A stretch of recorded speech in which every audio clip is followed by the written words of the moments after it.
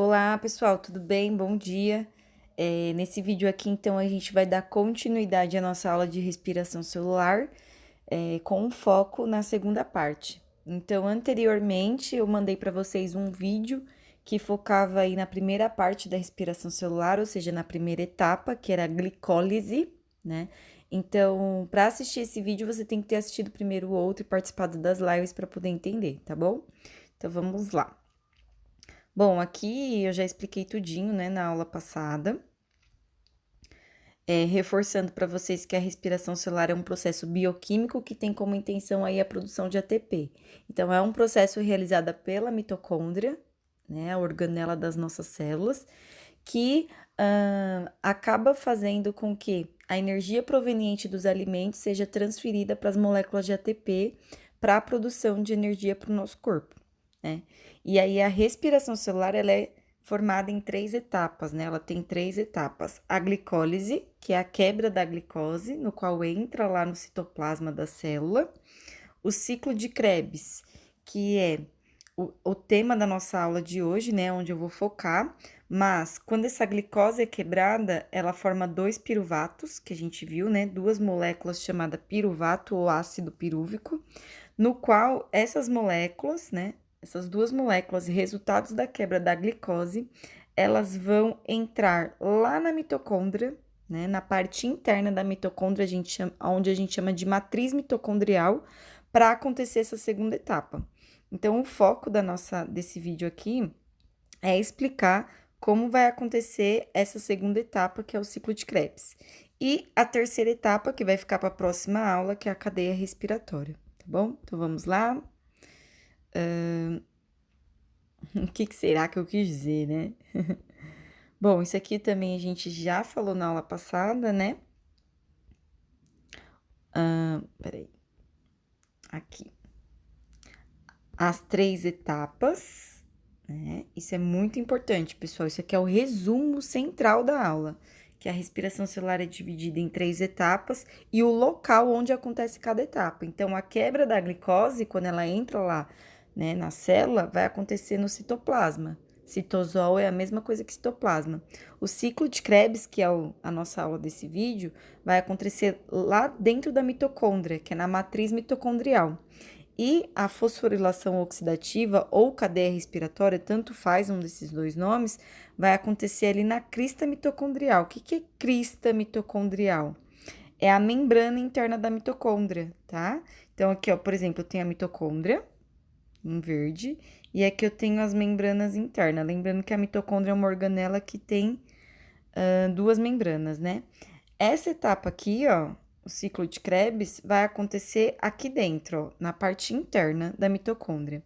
Já a fosforilação oxidativa, que é a terceira etapa, vai acontecer aqui, ó, na bordinha, nessa bordinha vermelha, na crista da mitocôndria, tá? Bem na membrana. Então, vamos lá, pessoal. Bom, aqui esse slide é para falar sobre a glicólise, que a gente já falou, né? O saldo da glicose. Então, vamos lá para o que interessa, para o foco do nosso vídeo, ciclo de Krebs. Então, o ciclo de Krebs é a segunda etapa da respiração celular e vai acontecer na mitocôndria, dentro da mitocôndria, tá bom? Lá na matriz mitocondrial. Então, vamos lá, pra vocês entenderem. Vou dar um zoom aqui. Então, pessoal, aqui peço bastante atenção de vocês para entender esse raciocínio aqui. Essas três bolinhas cinzas é o ácido pirúvico ou piruvato, tá? Então, lembrando que a glicose tem 6 carbonos, ela foi quebrada em duas moléculas com 3 carbonos cada, que é o piruvato. Esse piruvato aqui, que tá com 3 bolinhas cinzas, ele tá entrando na mitocôndria. Então, esse sentido aqui, ó, ele tá começando a entrar na mitocôndria. Pessoal, na hora que ele tá entrando, ele quebra, tá? Na hora que ele quebra, ele já libera aqui, ó, um carbono na forma de CO2, gás carbônico. Meu, agora você vai ficar irradiante com o que eu vou te falar. Sabe esse CO2 que você libera aí pela boca, né? Que a gente fala que inspira oxigênio. Então, a gente tira o oxigênio da atmosfera que vai lá para os nossos pulmões, e a gente não manda para fora o CO2, o gás carbônico? Meu, é esse CO2 aqui, ó. A quebra do piruvato, quando libera esse CO2, sai da tua célula, faz o caminho inverso pelos pulmões, passa aí pela sua boca. É esse CO2 da sua expiração. Você acredita? É incrível, né? Então, esse piruvato quebrou. Na hora que ele quebra, né? Ele libera um CO2 aí na forma de gás carbônico.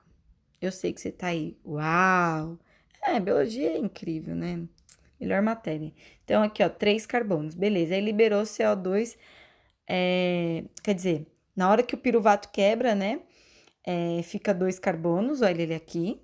E saiu aqui, no sentido da seta, um carbono na forma de CO2. Então, saiu o oxigênio aí junto, né? Para formar o gás carbônico. Bom, toda molécula quando quebra, lembra que eu falei para vocês que ela libera elétrons e hidrogênios, certo? Então, na hora que esse piruvato aqui quebrou, já veio aqui, ó, a molécula chamada NAD+, pega esses elétrons e hidrogênios dessa quebra, olha aqui os elétrons e hidrogênios, essas bolinhas em azul, e essa molécula se torna uma molécula chamada NADH. Então, aqui eu já tenho a participação do NAD+, sendo convertido em NADH, tá?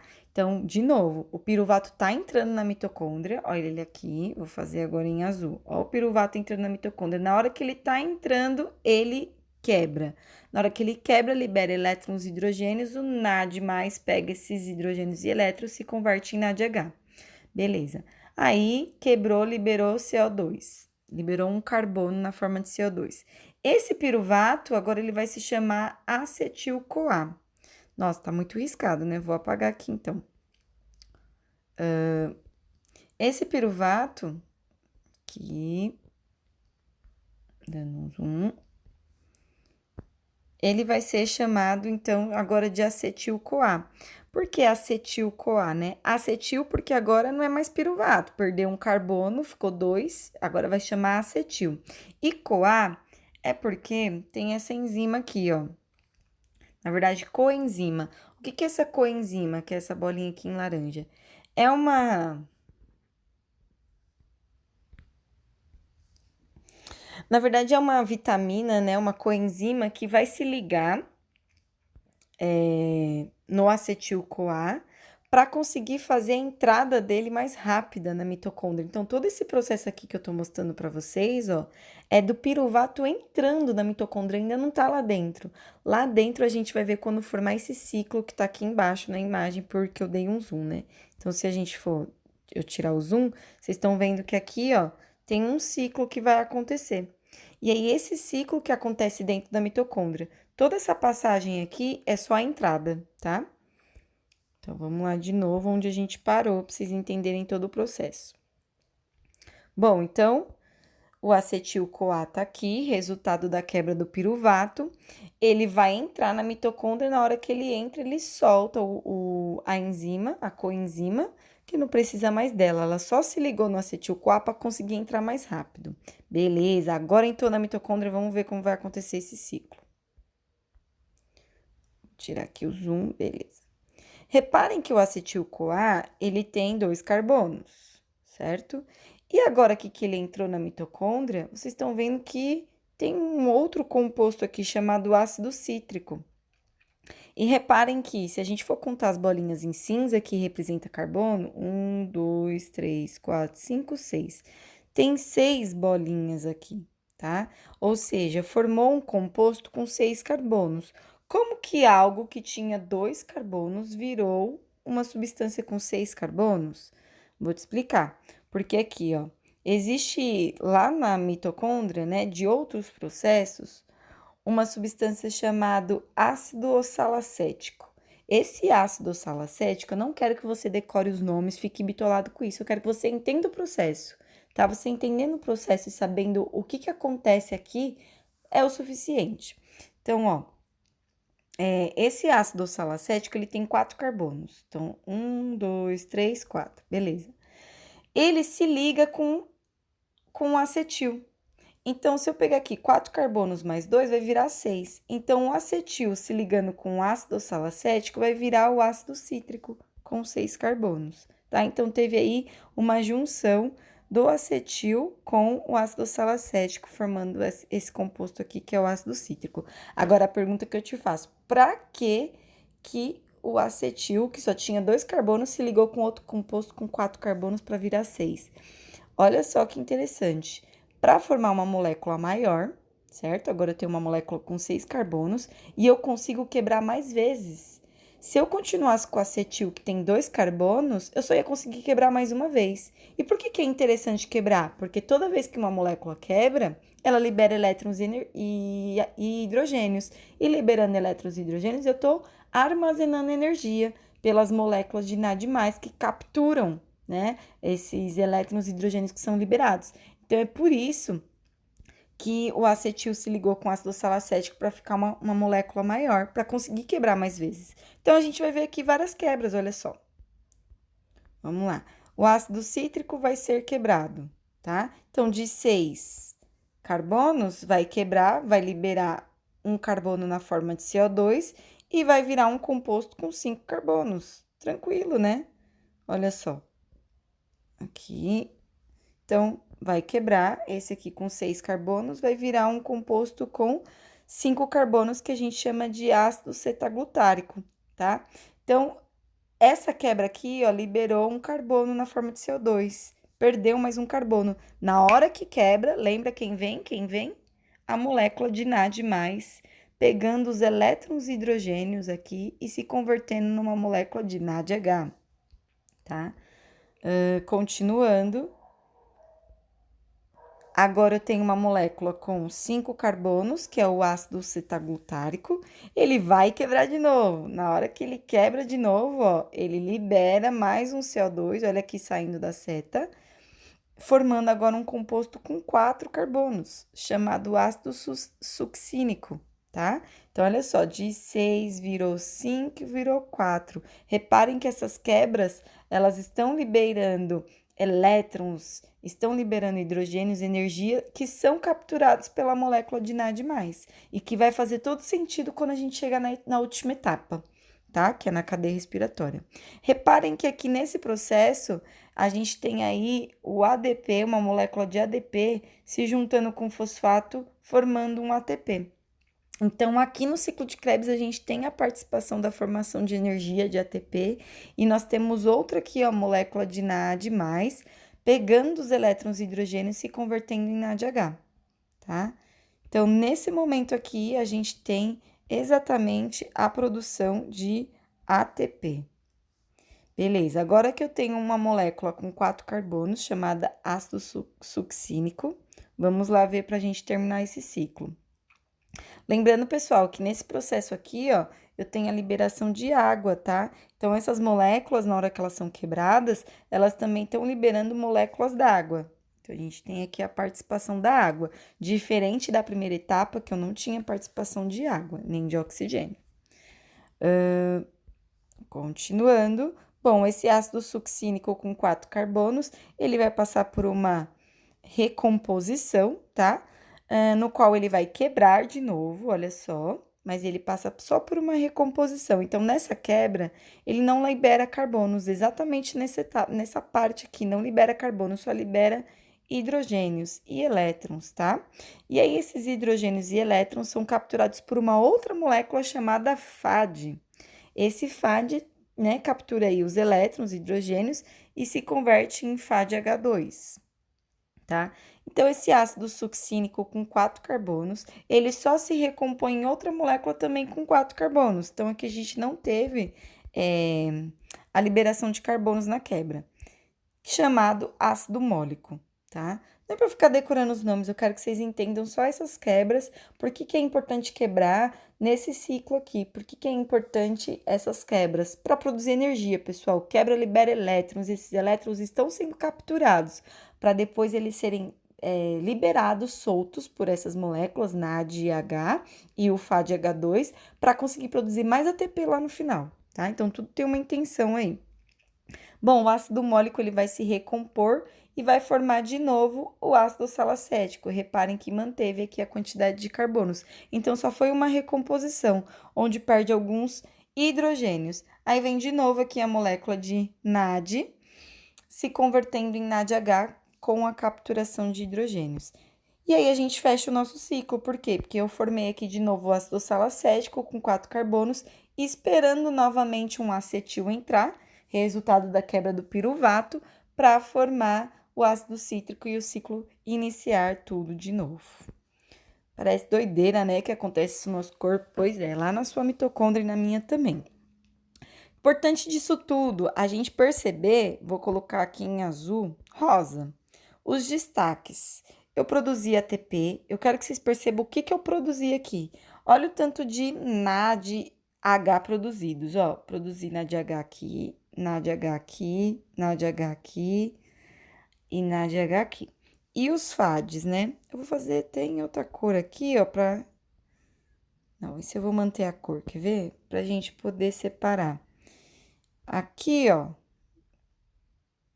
eu vou fazer em verde esse ATP, pra gente dividir. Então, tudo que tá em rosa são os NADHs produzidos, o que tá em verde é o ATP que foi produzido, e eu vou fazer agora em vermelho o FAD-H2 que foi produzido. Então, é importante vocês perceberem essas produções que aconteceram no ciclo de Krebs.